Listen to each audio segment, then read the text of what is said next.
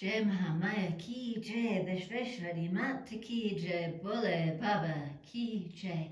In our last discourse, we read about the princess accidentally piercing the eyes of the muni that was under an anthill in deep meditation.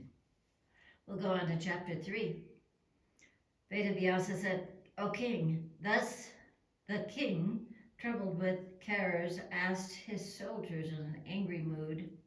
Next, he asked his friends in a sweet mood whether they had caused any problems out with the muni. The princess, seeing her father and his soldiers sorrowful, thought of her piercing the two eyes in the muni with a thorn, and thus spoke to the king. O father, while sporting in the forest, I came to see a very hard anthill covered with creepers and shrubs, wherein I found two holes. O king, through those two small openings I saw the two shining things as if they were fireflies, and thinking them so, I pierced them with thorns. At this time a faint voice I heard coming from the anthill. Oh, I'm killed! I then took out my thorns and found them wet with water. What is this? I asked myself, and was thunderstruck with fear, but I could not know what I pierced in that anthill. Hearing these gentle words of his daughter, the king Saryata thought that that act had no doubt insulted the Muni, and went at once to the anthill. He broke the anthill that covered the Muni and saw the suffering Chayavana, aged and practicing tapasya, very much in pain. The king prostrated flat before the Muni, and then with folded hands praised him with hymns and humbly said to him, O intelligent one, my daughter has done this wrong act, sporting.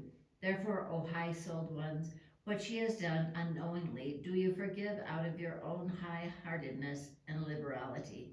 I have heard that the ascetics are always void of anger. Therefore, now you have to forgive this daughter of the offense, and thus show your kindness. The Maharishi Chivana, hearing the king's words, and especially seeing his humble and distressed nature, said, O king, I never was angry a bit. Your daughter had pained me, yet I am not angry and have not cast on her any curse. You better see that I am innocent. Much pain I felt by me due to my eyes being pricked. O king, it seems that you are sorry and troubled for this sin. Who can acquire happiness in this world who has committed a great offense to a bhakta of the Devi? In spite, he gets even Shiva as his protector. O king, on the other hand, I am now worn out by old age, and then on the other hand, I am deprived of my eyes. What shall I do now? Please say, how will I take care of this old blind man? The king said, O Muni, the anger of the ascetic is transient. You are in practice of your tapasya, so your anger is a thing of impossibility. So kindly forgive the offense of the daughter. I have got many persons who will incessantly take care of you. Chayavana said, O king, there is none of my relations with me. Then I am now made blind. How shall I go on with my tapasya? I do not think that your servants will really take good care of me. O king, if you think it your duty to please me, then do my word. Give me your lotus-eyed daughter to serve me and take care of me. O king, I will be very glad if I acquire your daughter. She will serve me, and when I will be engaged in my tapasya. O king, this is observed. If this is observed, it will satisfy me in all the troubles that are now afflicting you, and your army will no doubt disappear. O king, think and grant me your daughter. Oh, I am an ascetic observing vows, and if you give over your daughter to me, you will not incur any sin nor any fault. Hearing thus the Muni's words, the king Saryata was immersed in cares and could not say anything, whether he would or would not give over his daughter to him. The king thought, my daughter is very fair, like a Devakanya, and this Muni is aged, ugly, and especially is blind. How then can I be happy if I give over my daughter to him? Who, if they're so stupid and vicious that knowing his good and bad, he for his own selfish happiness wants to deprive his beautiful daughter of the enjoyments of her married life. How will that fair-eyed daughter of mine pass her days happily in the company of this aged Muni when she will be overpowered by passion? The more so when the young, beautiful ladies are not able to conquer their passions, though possessed of husbands of their own standard and liking. How then can my daughter conquer her passion on getting this old, blind husband? The exquisitely beautiful Ahalya married Gautama, but seeing the youthful beauty of that lovely lady, Indra deceived her and took away her chastity, till at last her husband Gautama, finding that action contrary to Dharma, cursed him. Now through the severe curse to that Brahmari, many troubles have arisen, so I cannot in any case give my daughter Sukanya over to him. Thus thinking and absent-minded, the king went back to his home, and being distressed, called his ministers to form a council. Oh, ministers, what am I to do now? Is it advisable to give over my daughter to the Muni, or is it better to suffer these pains, judge, and say what is the best course for me? The minister said, O king, what shall we say in this critical juncture?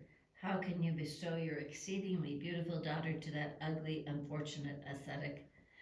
At this moment, seeing her father and ministers troubled very much with cares, Sukanya understood at once everything by signs and hints. She then smilingly said to her dear father, O father, why are you looking so sad with cares? Perhaps you are very much troubled and sad for me. O father, I have pained the Muni, so I will go and console him. What more that I will give up myself at his feet and please him. Hearing these words of Sukanya, the king spoke to her before all the ministers. O daughter, the Chaivana Muni is blind, aged, and a worn figure, especially of a very irritable nature, and you are a mere girl. How will you be able to serve him in that dreadful forest? You are like Rati in beauty and loveliness. How can I bestow my daughter to that aged, worn down, blind man for my own pleasure? The father marries the daughter to him who has got relations, who is a proper age, strong, who has got unequaled grains and wealth, gems and jewels, never to a man void of wealth. O broad-eyed one, you are exquisitely handsome, and that ascetic is old. See what an amount of difference lies between you two. The Muni, moreover, has passed his marriageable age, so how can I give over my daughter to him? O Lotus Eyes, you always dwell in beautiful places. How can I now make you dwell forever in a thatched hut? O cuckoo-voiced one, rather will I and my soldiers die than to bestow you to the blind husband. Let whatever come it may, I will never lose patience. Therefore, O one of good hips, be quiet. I will never give you to that blind man. O my daughter, I don't care a straw whether my kingdom and my body live or die, but I will never be able to give you over to the ascetic. Hearing these words of her father's, Sukanya began to speak with a glad face the following sweet and gentle words. O father, do not trouble yourself for nothing with cares on my account. Give me over to the best of the Munis, then all the persons will be happy, no doubt. I will derive my intense pleasure there in that dense forest by serving with intense devotion my old husband, who is very holy. I've got not the least inclination toward these worldly enjoyments, which are the source of all troubles for nothing. My heart is now quiet. Therefore, Father, I will become a chaste wife to him and act according to his liking. The ministers were greatly amazed on hearing these words, and the king also became greatly pleased and took her to the presence of the Muni. Going before him, he bowed down to the Muni and said, O Lord, please accept duly this daughter for your seva. Thus saying, the king betrothed his daughter to him according to the rules. Shravana Muni also became very glad to receive her. The Muni took the daughter willingly for his seva, but refused any other dowries that the king wanted to present. Thus the Muni became pleased. Immediately the soldiers began to evacuate and were very glad. Seeing this, the king's heart became filled with joy. When the king, thus finishing the betrothal ceremony of his daughters, wanted to return home, the thin-bellied princess then told her father. Sukanya said, "O father, take away all my ornaments and clothing, and give me for my use an excellent deer skin and wood bark. O father, I will dress myself like the wives of the Munis, and serve my husband in such a way as will bring to you the unparalleled, undying fame in heaven. Earth and the nether regions also I will serve my husband's feet, so that I can derive the highest happiness in the next world. I am now full of youth, especially beautiful. Do not think a bit that I am wedded to an aged ascetic, that my character will be spoiled. As Vasishtha's wife, Anuradhati, has attained celebrity in this world, so I will attain success. There is no doubt in this.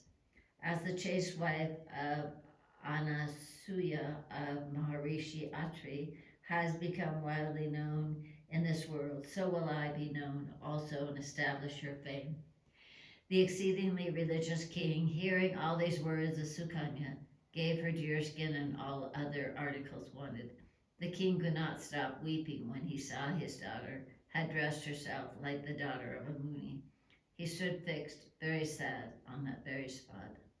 All the kings were exceedingly filled with sorrow to see the daughter dressed in bark and deerskin.